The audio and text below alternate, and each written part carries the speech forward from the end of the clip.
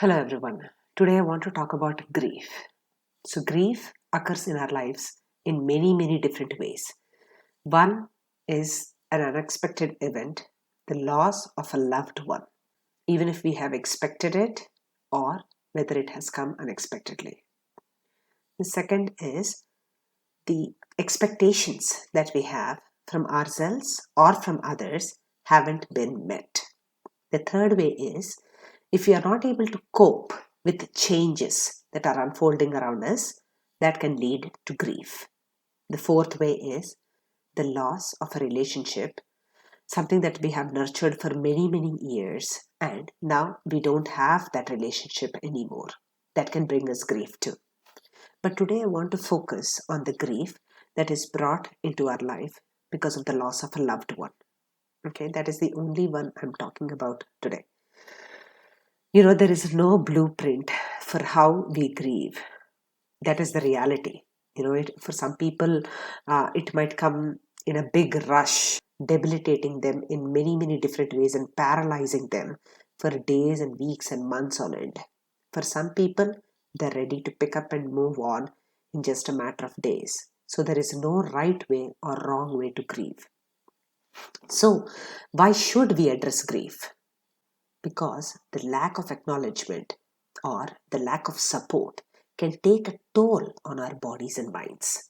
It is very important, otherwise, we will be left in a perpetual fog and it leads to chronic pain. Sometimes we even want to move on, because we are in this conflict. Am I moving on too quickly? And what will society think? Or am I doing the right thing?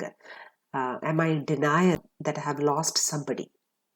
Is it okay to move on? And that also puts us in a conflict and makes us stay in our pain longer. At best, this is what our grief can do. If we have lost a loved one, the finality of it can only indicate to us at best the shortness of our own life. So many of us are grieving right now. In America, we have seen 2 mass shootings in a matter of 1 week. We have lost parents, we have lost children, we have lost loved ones. So, for those who have lost their parents, here is my request. Life is following the laws of nature. Can you imagine a child being taken away before the parent? That is against nature. But the loss of a parent, how difficult it might be, is still going as per the laws of the nature. So, I want you to gather all your strength in the memory of the lost ones and do things that will honor the life that they had lived. The magnitude of the grief is not going to stay the same throughout. For those of us who are lucky to have our children with us, it is very difficult to tell parents who have lost their children in a very early age to violence or to any kind of a health situation. But I want you to gather all the strength in the memory of that child you have lost.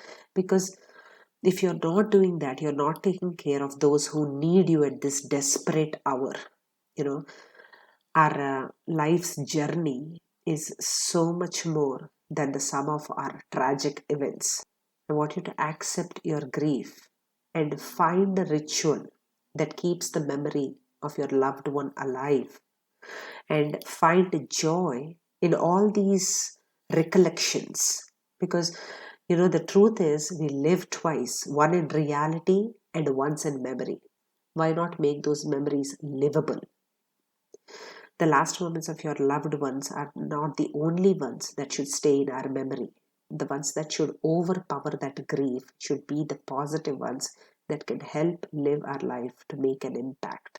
Thank you and good luck, and may peace be with you. Thank you.